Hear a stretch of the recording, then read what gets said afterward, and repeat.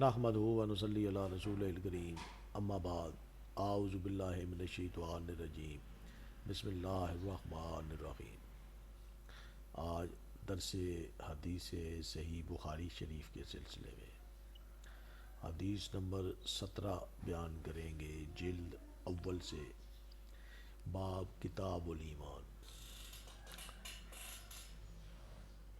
ابوالولید شعیب زہری ابو ادریس عائذ اللہ بن عبداللہ نے بیان کیا کہ عبادہ بن صامت جو جنگ بدر میں شریک تھے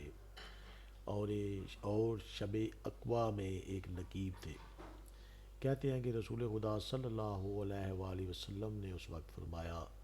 جبکہ آپ صلی اللہ علیہ وآلہ وسلم کے گرد ایک جماعت آپ صلی اللہ علیہ وآلہ وسلم کے صحابہ کی بیٹھی ہوئی تھی کہ تم لوگ مجھ سے اسبات پر بیعت کرو کہ اللہ کے ساتھ کسی کو شریک نہ کرنا، اور چوری نہ کرنا، اور زنا نہ کرنا، اور اپنی اولاد کو قتل نہ کرنا، اور نہ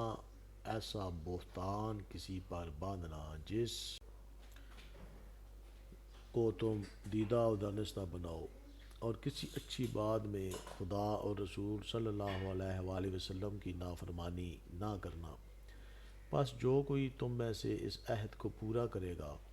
تو اس کا ثواب اللہ کے ذمہ ہے، اور جو کوئی ان بری باتوں میں سے کسی میں مبتلا ہو جائے گا اور دنیا میں اس کی سزا اس سے مل جائے گی تو یہ سزا اس کا کفارہ ہو جائے گی،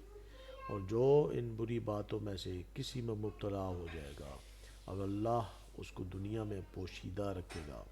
تو وہ اللہ کے حوالے ہے، اگر چاہے تو اس سے درگزر کر لے اور چاہے